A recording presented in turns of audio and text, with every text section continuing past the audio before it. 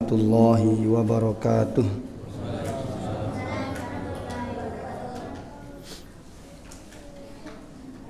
Alhamdulillahi rabbil alamin, wa bihi nasta'inu ala umuri dunya waddin, wassalatu wassalamu ala ashrafil anbiya'i wal mursalin wa ala alihi wa sahbihi ajma'in. Amma ba'du. Ayuhal ikhwah, bapak ibu muslimin muslimat rahimakumullah. Fa insyaallah pada kesempatan ini kita akan meneruskan bulan yang lalu, yaitu surah At-Tin. Seingat saya sudah sampai ayat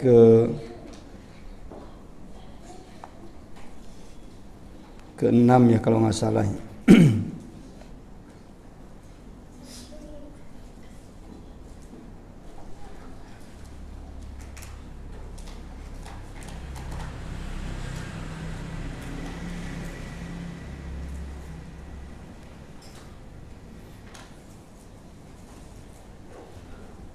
Tinggal 2 ayat lagi.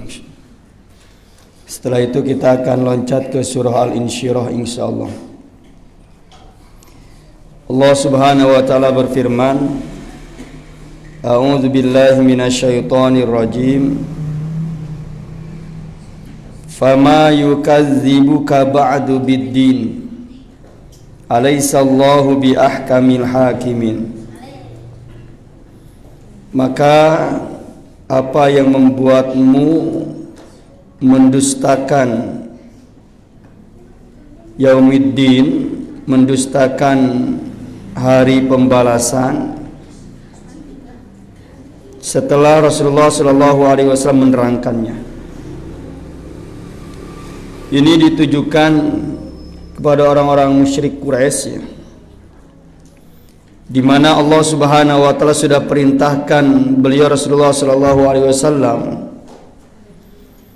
untuk menjelaskan kepada mereka yang pertama proses penciptaan, termasuk yang menciptakan mereka adalah Allah Subhanahu wa taala. Kemudian ujung dari kehidupan di dunia itu adalah kematian. Dan setelah kematian ada lagi alam, yaitu kalau dalam bahasa dalam surah Al-Fatihah disebut dengan Yaumuddin. Kalau di sini biddin, maka din di sini artinya bukan agama, tetapi yang dimaksud biddin di sini adalah yaumul hisab atau yaumul jaza, hari perhitungan atau hari pembalasan. Nah, kita hidup di dunia bukan tanpa catatan dari Allah Subhanahu wa taala, kemudian dibebaskan begitu saja, terserah diri masing-masing, tapi semuanya akan dibeberkan apa yang sudah kita lakukan itu dan dimintai pertanggungjawabannya di hadapan Allah Subhanahu wa taala. Sebagaimana firman Allah Subhanahu wa taala, Qul innal mautal ladzi tafirruna minhu fa innahu mulaqikum thumma turadduna ila alimil ghaibi wasyahadah fayunabbi'ukum bima kuntum ta'malun. Katakanlah wahai Muhammad, sesungguhnya kematian yang kalian lari dari kematian itu, dia akan menemuimu. Kematian itu akan menjumpaimu. Kemudian Allah Subhanahu wa taala akan mengabarkan kepada mereka, akan mengabarkan kepada kalian apa yang telah kalian perbuat selama hidup di dunia. Jadi semuanya harus dipertanggungjawabkan. Bahkan kalau seandainya kita baca surah Al-Ahzab, liyas'ala as-sadiqina an sidqihim, liyas'ala as-sadiqina an sidqihim. Nanti di akhirat itu Allah Subhanahu wa taala akan bertanya orang-orang jujur tentang kejujurannya. Orang-orang benar tentang kebenarannya akan ditanya oleh Allah Subhanahu wa taala. Bayangkan orang jujur saja dimintai pertanggungjawabannya, bagaimana orang yang tidak jujur? Orang benar saja akan ditanya tentang kebenarannya, dimintai pertanggungjawaban tentang kebenarannya, bagaimana orang yang salah? Dan dalam surah Al-A'raf Allah Subhanahu wa taala akan bertanya al-mursalin, orang-orang yang diutus oleh Allah Subhanahu wa taala, para nabi, para rasul.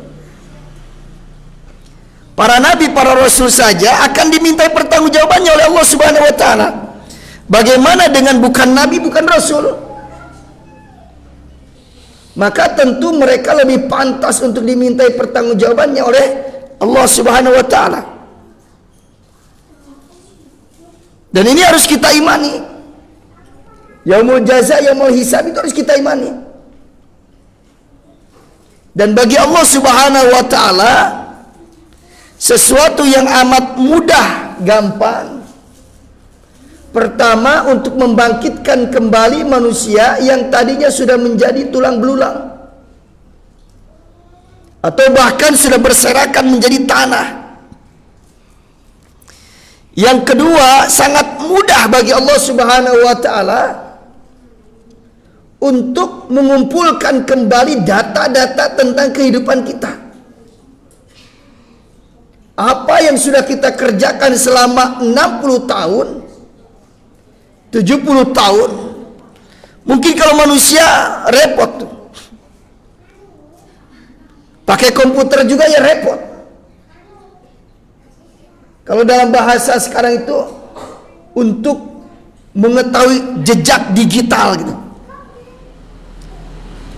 Kan kadang-kadang saling serang, saling menjatuhkan itu dengan mengungkap kembali jejak digitalnya itu. Oh, dia dulu pernah begini. Buka tuh. Apa, tinggal tanya ke Google. Tes. Oh, dia pernah melakukan hal ini. Itu jejak digital. Dan bagi Allah Subhanahu wa taala sangat amat mudah itu. Mau berapa tahun dia hidup di dunia, nggak ada artinya bagi Allah Subhanahu wa taala, nggak ada susahnya bagi Allah Subhanahu wa taala. Jika kita ditakdirkan 80 tahun, setiap detiknya yang dia habiskan ketika di dunia itu semuanya tercatat. Tidak ada yang luput sedikit pun. Yaumuddin. Dan yaumul hisab, yaumul jaza itu harus ada. Tidak boleh tidak ada. Harus ada. Demi tegaknya keadilan, demi tegaknya kebenaran. Demi yang benar mendapatkan kebaikan dan kebahagiaan, dan yang salah mendapatkan siksaan, demi itu. Maka hakimnya nggak tanggung-tanggung, alaihissallahu biahkamil hakimin. Yang akan menghakimi semua urusan ini adalah Allah Subhanahu wa taala. Dan Allah Subhanahu wa taala sebaik-baik hakim, sebaik-baik pemutus persoalan. Tidak ada sedikit pun kezaliman. Dan itu harus ada. Maka kita katakan akhirat itu secara logika harus ada, nggak boleh tidak ada. Kalau akhirat tidak ada, kalau yaumul jaza, yaumul hisab tidak ada, berapa banyak orang yang tidak mendapatkan keadilan? Berapa banyak orang yang tidak mendapatkan hak-haknya? Berapa banyak orang yang mengambil hak-hak orang lain tanpa tersalahkan? Kalau akhirat tidak ada. Misalkan ketika di dunia ada orang bersengketa di hadapan majelis hakim di pengadilan. Contoh misalkan biar mudah, kasus Habib Rizik misalkan. Ini biar mudah. maka pasti ada yang terzalimi dalam kasus itu. Baik karena ponisnya berapa tahun tuh, saya lupa. 4 tahun ya. Pasti ada yang terzalimi itu. Pasti. Nah, mungkin bisa jadi Habib Rizik itu tidak mendapatkan keadilan ketika di dunia. Nanti mungkin banding, ya wallahu alam. Kita berharap ya mendapatkan keadilan ketika banding. Kalau seandainya terzalimi lagi, kasasi, wallahu alam.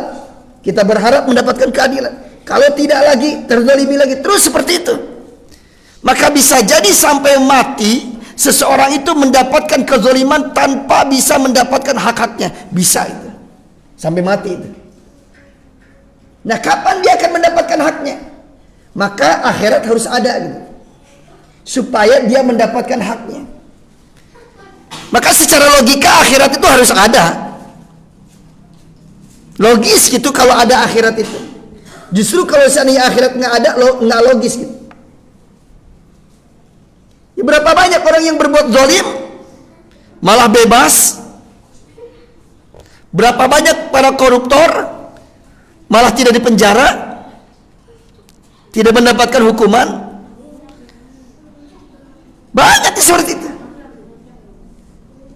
Kalau tatarannya mungkin kalau di kampung, perselisihan tanah misalkan, baik mungkin dengan kerabat, adik kakak, atau mungkin dengan tetangga. Perselisihan dalam urusan patok misalnya, mungkin 1 jengkal, 2 jengkal, 1 meter, 2 meter, itu bisa terjadi itu, berselisih. Dan ada salah satu yang mungkin terzolimi, yang si A harusnya dia mendapatkan 1 meter itu, direbut oleh si B itu. Nah, bisa jadi si A belum mendapatkan yang 1 meter itu sampai mati itu. Mungkin saja seperti itu, sampai mati nggak dapat di 1 meter itu. Padahal itu haknya itu. Kapan dia akan mendapatkan hak itu kalau seandainya akhirat tidak ada? Selesaikan urusan. Maka akhirat harus ada demi menegakkan hak-hak setiap jiwa. Harus selesaikan. Maka wajib itu harus ada. Pengadilannya langsung di hadapan Allah Subhanahu wa taala.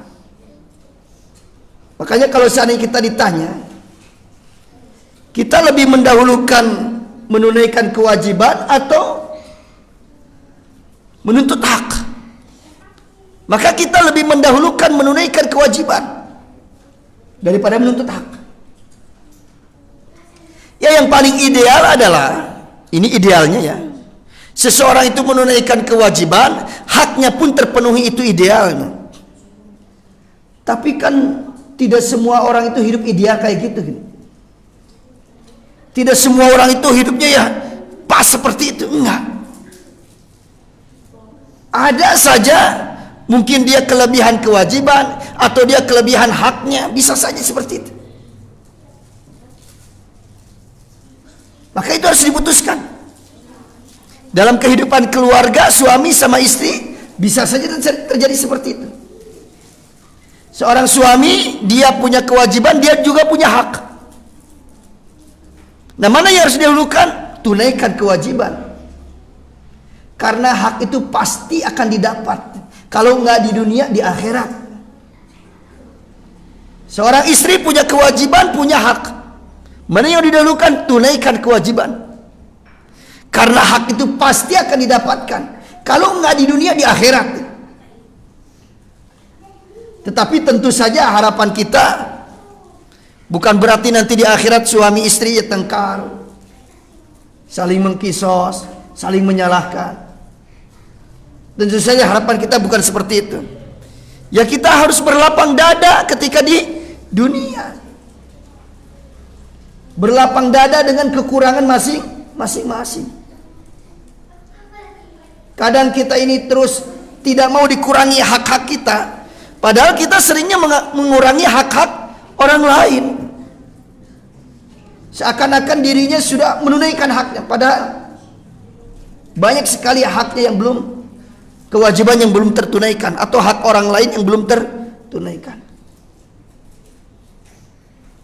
Nah, ini dakwah yang disampaikan oleh Rasulullah SAW agar supaya orang-orang Quraisy itu hanya menyembah Allah Subhanahu wa taala, di mana Allah Subhanahu wa taala telah menciptakan mereka dengan penciptaan yang terbaik, diberikan akal, diberikan syahwat, diberikan nafsu, diberikan anggota badan yang sangat memungkinkan bagi dirinya untuk mencari kebenaran, matanya untuk melihat mana al-haq, mana al-batil, telinganya untuk mendengar mana al-haq, mana al-batil, qalbunya untuk membedakan mana al-haq, mana al-batil, kakinya bisa digunakan untuk melangkah ke tempat mana, ke tempat hak atau ke tempat batil.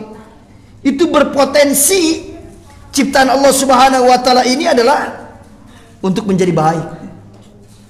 Karena itu ada perangkat alat-alat yang disediakan oleh Allah Subhanahu wa taala agar Allah Subhanahu wa taala jangan disalahkan.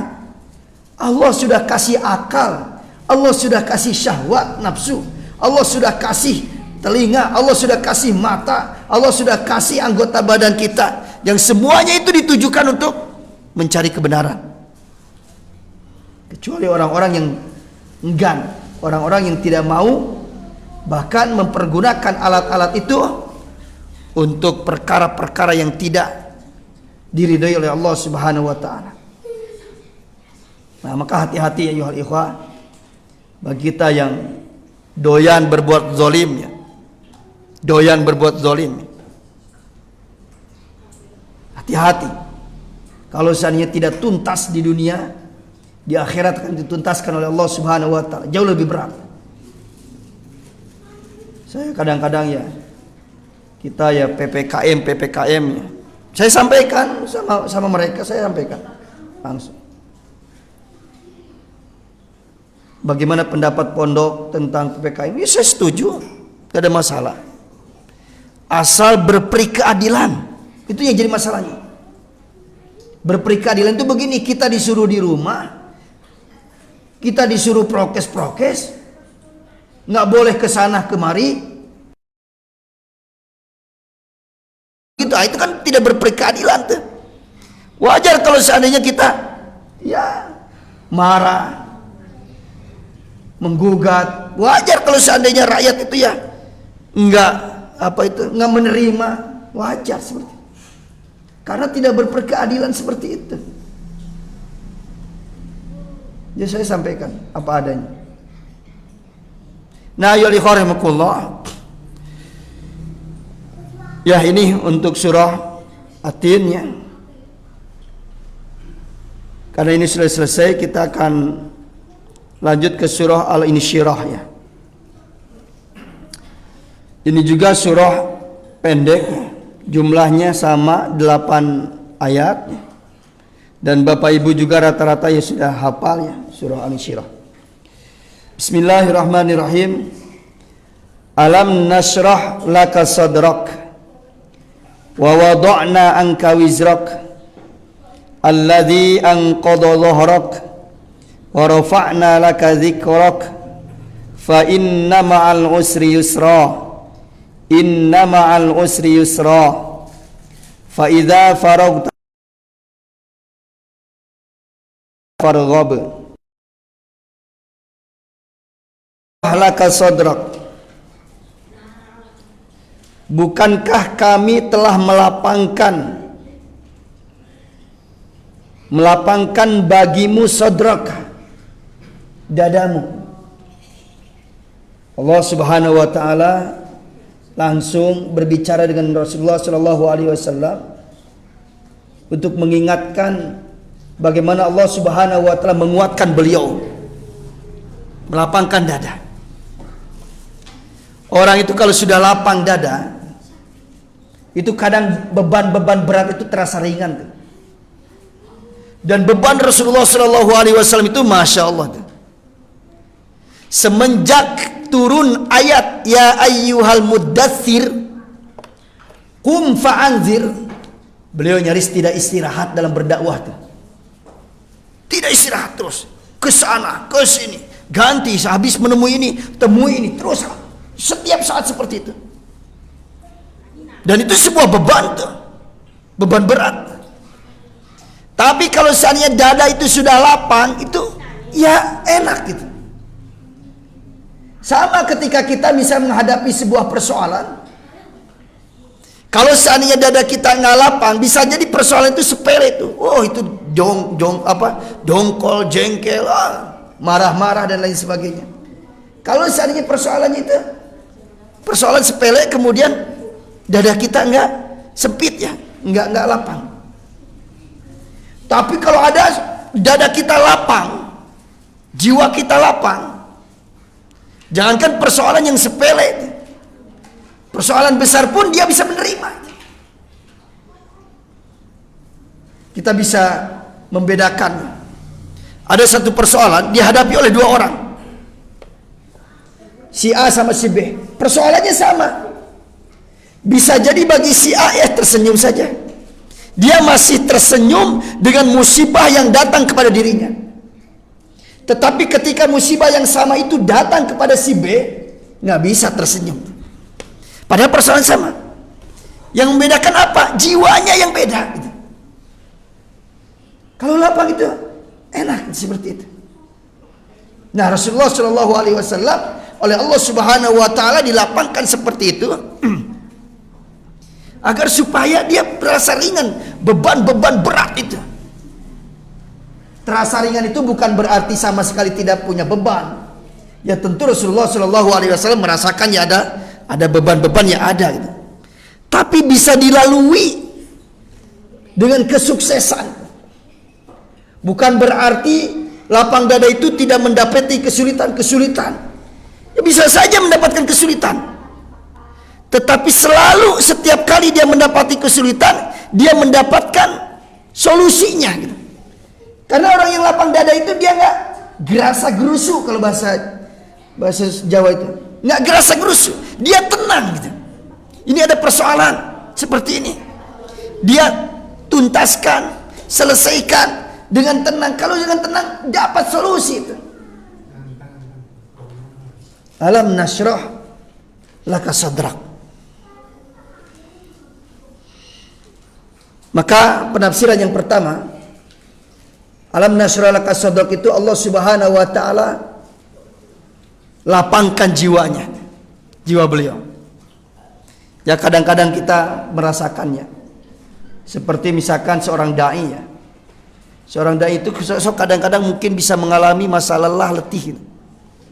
Bahkan ada yang mengalami masa futur. Dia sudah mengalami sebuah kebosanan. Nah ini sebetulnya ada ininya. Kalau seandainya kita mengamalkan syariat Allah Subhanahu Wa Taala, termasuk dalam berdakwah atau amar ma'ruf nahi munkar, kemudian dia lelah, tapi lelahnya karena Allah Subhanahu Wa Taala, insya Allah Allah Subhanahu Wa Taala akan kuatkan tuh. Kita capek lelah bolak-balik ke masjid, sholat berjamaah di masjid, tapi karena Allah Subhanahu Wa Taala, karena benar-benar menunaikan perintah Allah Subhanahu Wa Taala, insya Allah Allah kuatkan orang tersebut. Tapi kalau seandainya seorang dai amar ma'ruf nahi munkar, ingin menegakkan syariat, ingin melaksanakan syariat, kemudian dia merasa kelelahan karena tergiur dengan iming-iming dunia, Allah Subhanahu Wa Taala akan singkirkan.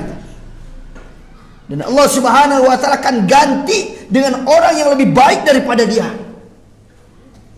Ya ayyuhalladzina amanu may yartadda minkum an dinihi fasawfa ya'tillahu biqaumin yuhibbuhum wa yuhibbunah. Allah Subhanahu Wa Taala akan ganti dengan kaum yang lain, mana kaum itu lebih mencintai Allah dan Allah pun mencintainya. Kemudian yang kedua, penafsiran yang kedua, yang dimaksud dengan lapang dadanya, sebagaimana sebagian ahli tafsir mengatakan, dada Rasulullah SAW dilebarkan. Berarti kalau tadi adalah maknawi alam nasrah itu dilebarkan dadanya, dilapangkan. Pemaaf, ngabunah emosional, orangnya tenang, jiwanya tenang. Ah, itu maknawi. Mana yang kedua adalah hakiki atau hisi. Lapangkan. Yang dimaksud dilapangkan dadanya itu Rasulullah SAW pernah dibedah dadanya, dibelah dadanya, dilapangkan, dibelah dadanya. Dalam beberapa riwayat dikatakan beliau dibedah itu beberapa kali tuh. Jadi bukan hanya satu kali. Dibelah dadanya. Dan yang kuat dari beberapa kali itu yang pasti ada 2 kali Rasulullah SAW mengalami pembedahan dada. Yang pertama ketika masih kecil, lagi main-main sama anak-anak yang lain, tiba-tiba dijemput oleh 2 malaikat. Sampai anak-anak yang lain tuh pada berlarian tuh, ketakutan. Ya kalau bahasa sekarang itu kayak diculik lah. Rasulullah itu kayak diculik oleh 2 malaikat tuh ketika itu. Dan pembedahan yang kedua adalah ketika Rasulullah SAW mau dimi'rajkan ke langit. Ini terjadi di Baitul Maqdis. Itu dibedah dadanya. Bersihkan kotoran-kotoran yang ada di jiwanya itu. Bersih. Dibersihkan dengan air Zam-Zam. Dibedah. Rasulullah ketika kecil dibedah, diambil jantungnya. Jantungnya diambil. Diambil jantungnya, kemudian dibelah, kemudian ada darah yang gumpalan darah potensi keburukan diambil. Kemudian dibuang. Kemudian dicuci pakai air Zam-Zam. Setelah itu buka lagi, ditutup lagi, kemudian dimasukkan lagi ke dadanya. Kemudian ditutup.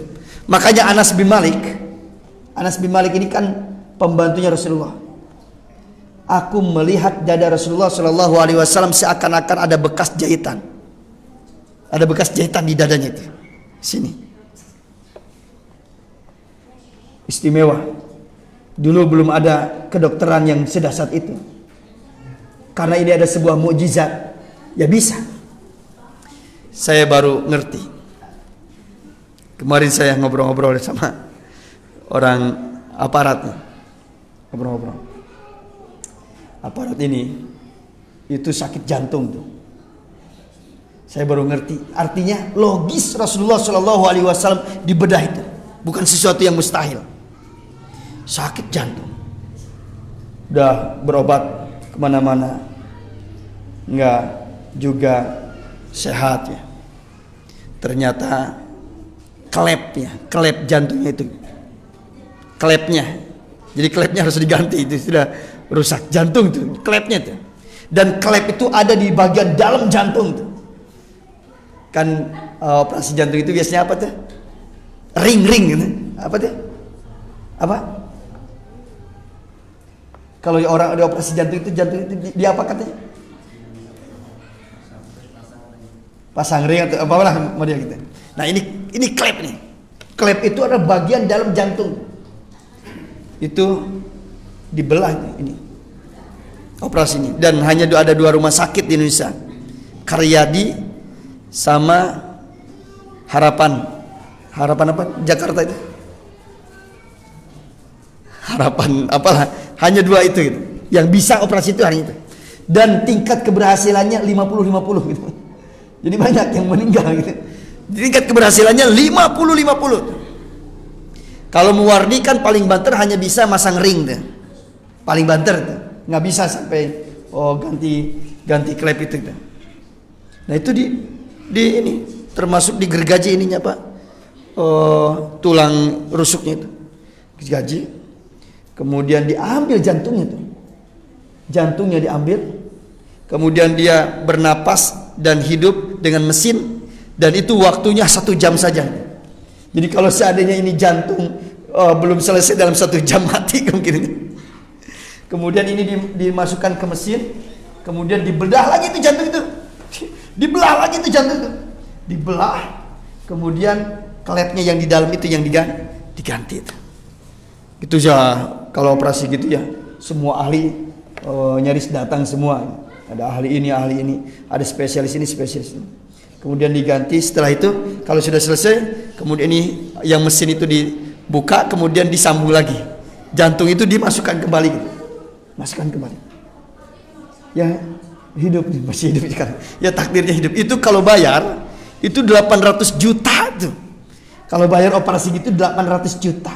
Dan belum tentu berhasil, 50-50 keberhasilannya. Makanya dari sisi ini kita ini Masya Allah, alhamdulillah ya, kita masih hidup ya. Ini jantung kita ini non-stop kerjanya nih, non-stop. Yang sudah 80 tahun non-stop 80 tahun, yang sudah 60 tahun non-stop 60 tahun. Ini karya Allah Subhanahu wa taala, ini pemberian dari Allah Subhanahu wa taala. Ya banyaklah kalau seandainya kita mau mensyukuri nikmat itu. Itu seperti itu. Diganti, dan itu kalau apalagi kalau malam itu bersuara tuh jantungnya tuh. Bersuaranya kayak jam tuh. Tak tak tak, dan terdengar itu suaranya tuh. Terdengar sama samping kanan kiri. Kalau bersuara itu alhamdulillah, berarti masih bagus itu alatnya itu gitu. Kalau nggak bersuara itu gawat. Memang harus bersuara gitu. Masya Allah. Jadi lihat dari situ, tidak mustahil Rasulullah SAW. Artinya logis, Rasulullah SAW dulu di bedahnya seperti itu. Saya juga pernah diceritain. Ini yang cerita seorang ustadz di Semarang kalau nggak salah. Ada orang itu dia pengusahanya, pengusaha rumah makan. Rumah makannya banyak rumah makannya. Tapi yang punya rumah makan ini itu setiap kali makan itu harus disuntik insulin dulu tuh. Setiap kali mau makan gitu, suntik dulu insulin tuh. Padahal minimal lah sehari mungkin makan tiga kali. Dan sekali suntikan itu minimal itu 400.000 itu minimal tuh. Jadi sehari itu lebih mahal insulinnya daripada yang dia makan gitu. Kalau kita nggak insulin ya makan enak gitu. Bahkan kita bisa makan di rumah makan dia gitu. Dia mau punya rumah makan banyak tapi nggak bisa makan kecuali harus disuntik insulin dulu tuh. Itu minimal itu paling murah insulin itu adalah 400 sampai ya mungkin ada yang 700, ada yang 800, ada yang sampai 1 juta. Wallahu a'lam bishawab. Kembali ya. Jadi dilapangkan dadanya di sini adalah Rasulullah SAW dibuka itu dadanya, dibedah itu. Kemudian diambil darah-darah kotor itu, kemudian dicuci oleh air Zam-Zam. Nah, dalam beberapa riwayat yang kuat Rasulullah minimal pernah 2 kali, yaitu ketika kecil dan ketika mau mi'raj ya. Wallahu a'lam bishawab. Wa wada'na anka wizrak, dan kami angkat darimu wizrak, dosa-dosamu. Allah Subhanahu wa taala angkat, taruh. Artinya Allah Subhanahu wa taala mengampuni dosa-dosa Rasulullah sallallahu alaihi wasallam. Memang ada beberapa penafsiran terkait dengan wizrak di sini ya. Penafsiran yang pertama, wizrak yang dimaksud wizrak di sini itu dosa-dosa umat Muhammad sallallahu alaihi wasallam. Karena dosa umat Muhammad sallallahu alaihi wasallam bagi Rasulullah itu sebuah beban gitu. Sebuah beban bagi Rasulullah sallallahu alaihi wasallam. Karena saking cintanya Rasulullah sallallahu alaihi wasallam kepada umatnya gitu. Nah, beban itu kata Allah Subhanahu wa taala, beban merasa berdosa, tidak tega melihat umatnya berdosa, khawatir umatnya susah masuk surga, itu kan beban kan. Oleh Allah Subhanahu wa taala rafa'na, angkat itu beban itu. Yang kedua, yang dimaksud dengan wizrak di sini adalah yaitu dosa-dosa Rasulullah SAW. Jadi dua pendapat. Pendapat yang pertama itu dosa umatnya, kemudian pendapat yang kedua dosa Rasulullah SAW. Nah pertanyaannya, apakah Rasulullah SAW berdosa atau tidak?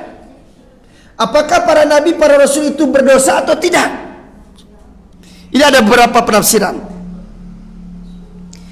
Pertama, kan kita paham ya, ada istilah para nabi itu maksum, terpelihara dari dosa. Nah, maksum yang pertama yang benar adalah maksum bagi para nabi, para rasul itu adalah maksum dari kesalahan menyampaikan risalah. Pasti terjaga.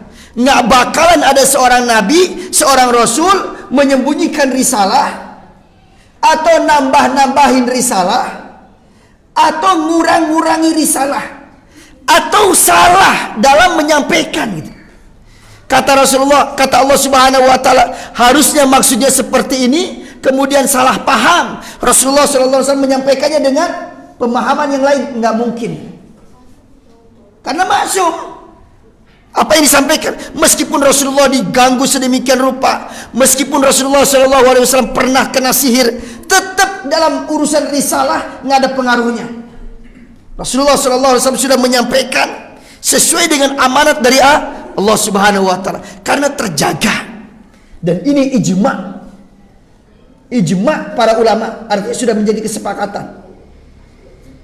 Kemudian ijma yang kedua, Rasulullah SAW bisa saja berbuat dosa, tetapi bukan dosa besar. Bisa saja berbuat salah manusiawi, tetapi bukan dosa besar. Hanya dosa-dosa kecil, itu pun diberitahukan oleh Allah Subhanahu wa taala. Jadi ketika Rasulullah SAW berbuat salah misalkan, dan saya katakan, kenapa dikatakan itu dosa kecil? Karena tidak ada kesengajaan dari Rasulullah SAW berbuat salah. Itu kekeliruan dalam urusan ijtihad. Contoh, ketika ada Abdullah bin Ummi Maktum datang kepada Rasulullah SAW. Abdullah bin Ummi Maktum ini orang miskin. Beliau juga adalah orang buta, bisa dibayangkan, sudah miskin buta, kan kita sudah bayangkanlah orang seperti apa gitu, miskin dan buta. Di waktu yang sama, para tokoh-tokoh Quraisy itu datang kepada Rasulullah SAW. Nah, Rasulullah SAW tidak memperhatikan Abdullah bin Ummi Maktum, tetapi memperhatikan tokoh-tokoh Quraisy yang musyrik itu gitu. Niatnya Rasulullah SAW, dan ini bagian dari husnudzon saya kepada beliau, ini adalah ijtihad beliau. Mungkin beliau berijtihad begini, kalau saya mendakwahi tokoh-tokoh ini dan bisa masuk Islam, urusan yang lain lebih gampang gitu. Karena orang ini kan sudah Islam, Abdullah bin Ummi Maktum itu. Tapi ijtihad itu salah, kata Allah Subhanahu wa taala. Turunlah teguran surah Abasa wa tawalla an ja'ahul a'ma. Itu kan teguran dalam rangka kronologisnya seperti itu. Rasulullah salah, tapi kan kesalahannya bukan disengaja, hanya kesalahan ijtihad. Contoh lain, ketika perang Badar, kaum muslimin mendapati tawanan yang lumayan lah, sekitar 70-an tawanan tuh, banyak. Kemudian didapatkan ini tawanan mau diapakan gitu. Didapatkan. Abu Bakar berpendapat ditebus saja. Kita kan lagi butuh dana, lagi butuh anggaran nih untuk kekuatan kaum muslimin. Ditebus sama orang Quraisy. Umar bin Khattab ketika itu berpendapat, serahkan si Fulan kepada saya, biar saya yang penggal. Serahkan si B kepada Utsman bin Affan, biar Utsman bin Affan yang penggal. Serahkan si ini kepada Ammar bin Waqqas, biar dia yang membunuhnya, yang menebasnya. Serahkan si Fulan terus kepada para sahabat. Itu Umar bin Khattab itu pendapat seperti itu. Jadi maksud Umar bin Khattab, mereka ini semuanya jangan ditebus, hukum mati semuanya. Tapi Rasulullah SAW lebih cenderung kepada pendapatnya Abu Bakar, yaitu tebus tuh. Silakan dalam tarikh seperti itu. Nah, ketika Rasulullah SAW memilih ijtihadnya menebus tawanan itu, ditebus tawanan itu, turun ayat maka nali nabiin ayyakuna lahumul hasrah dalam surah Al-Anfal. Tidak layak bagi seorang nabi itu lebih memilih urusan dana itu, lebih memilih urusan anggaran, duit, dunia itu. Tebus. Walaupun kan niatnya Rasulullah itu cari dana, cari duit itu bukan untuk memperkaya diri kan. Niatnya itu biar umat Islam itu ketika itu mendapatkan kekuatan. Mungkin bisa beli senjata, bisa beli kuda, alat-alat perang yang lain. Ditegur oleh Allah Subhanahu wa taala. Yang benar adalah pendapatnya Umar bin Khattab. Nah, ini kan bukan kesalahan yang disengaja, tapi ya tetap saja itu sebuah kesalahan. Salah dalam ijtihad. Pernah juga Rasulullah SAW beliau mengharamkan madu. Memang madu di sini itu ada dua pendapat. Ada mengatakan madu, ya madu. Ada juga yang maksud madu di sini adalah madu dalam istri, ya, istri madu gitu gitu. Kan Rasulullah SAW ya enggak itu, maaf ya, menggauli Maryah Al-Qibtiyah. Maryah Al-Qibtiyah. Kan beliau istrinya Rasulullah SAW. Nah, kemudian Sofiyah itu cemburu gitu. Cemburu sama Rasulullah SAW. Maka Rasulullah SAW ingin membahagiakan Sofiyah supaya menenangkan hatinya. Rasulullah SAW ketika itu haramkan madu. Nah, makanya saya katakan haramkan madu itu, pertama ada yang mengatakan madu ya madu karena kesukaannya. Yang kedua madunya itu Maryah Al-Qibtiyah, nggak bakalan mendekatinya lagi gitu. Ya istrinya masih diharamkan. Maka turun surah Tahrim, ya ayuhan nabiyyu lima tuharrimu ma ahallallahu lak. Kan niat Rasulullah SAW baik itu, tapi karena salah dalam ijtihadnya itu ditegur oleh Allah Subhanahu wa taala. Jadi kalau seandainya Rasulullah itu berbuat salah dalam hal pertama dosa kecil, bukan dosa besar. Yang kedua, dosa-dosa yang tidak menurunkan martabat beliau, bukan dosa yang menurunkan martabat beliau. Menurunkan martabat beliau itu adalah khianat, dusta. Itu tuh menurunkan martabat tuh. Zina itu menurunkan martabat seseorang tuh. Nah, Rasulullah SAW bukan dalam hal itu. Yang ketiga, dosa Rasulullah itu bukan dalam rangka menyembunyikan risalah, bukan. Nah, kalau seandainya yang salah-salah, para nabi yang dulu juga ya ada yang seperti itu. Nabi ada diperintahkan jangan mendekati pohon, dimakan tuh buah uli. Kemudian berdoa, Rabbana zalamna anfusana wa ilam taghfir lana wa tarhamna. Nabi Nuh minta kepada Allah supaya dimaafkan itu anaknya Kan'an itu. Kemudian ditegur oleh Allah Subhanahu wa taala, innahu laisa min ahlik. Dia itu bukan keluargamu. Nabi Musa alaihissalam pernah memukul seseorang kemudian sampai mati. Kemudian Nabi Ibrahim, bagi mereka itu ada sebuah beban gitu. Padahal bisa jadi itu berada di atas kebenaran menurut ijtihadnya. Tapi bagi mereka ini sebuah beban. Sama seperti misalkan Nabi Ibrahim pernah kan ketika singgah ke Mesir, kemudian si raja itu tertarik sama istrinya, kan begitu kan? Maka Nabi Ibrahim mengatakan, ini ukhti, hadi ukhti, ini adalah saudari perempuanku. Padahal istrinya. Bagi Nabi Ibrahim mengatakan itu adalah sebuah beban itu. Padahal bagi kita, oh ini kan dalam rangka menyelamatkan Nabi Ibrahim. Karena kalau seandainya Nabi Ibrahim mengatakan ini adalah istriku, Nabi Ibrahim dibunuh tuh. Nabi Ibrahim dibunuh karena istrinya nanti akan direbut oleh raja itu. Ini adalah saudari putriku, saudariku. Nah itu mengatakan seperti itu. Nah, kalau dari sisi kemanusiaan seperti ini, sesuatu yang wajar. Dan Allah Subhanahu wa taala berfirman dalam surah Al-Fath, "Inna fatahna laka fatham mubina liyaghfira lakallahu ma taqaddama min dzambika wa ma ta'akhkhar." Allah Subhanahu wa taala ampuni, untuk mengampuni dosa-dosamu, baik yang telah lampau ataupun yang akan datang. Sudah diampuni oleh Allah Subhanahu wa taala. Nah, itu definisi maksumnya. Sehingga dengan membaca warafa'na wa wada'na anka wizrak, itu pemahamannya seperti itu. Jadi yang pertama, wizrak di sini adalah dosa-dosa umatnya yang menjadi beban bagi Rasulullah sallallahu alaihi wasallam. Yang kedua, penafsiran yang kedua adalah dosa beliau dengan penafsiran yang sudah saya sampaikan tadi. Penafsiran kalau seandainya beliau berdosa ya seperti itu. Nah, kalau seandainya orang berdosa, katakan Rasulullah misalkan berbuat salah, ya berbuat salah lah yang mungkin yang lebih halus. Itu ditegur kemudian langsung tobat. Itu ketika beliau meninggal dunia bawa dosa enggak? Enggak bawa, sudah bersih. Rasulullah SAW bersih ketika wafat itu, sudah nggak punya dosa. Karena setiap ada kesalahan dalam ijtihadnya langsung diingatkan oleh Allah Subhanahu wa taala.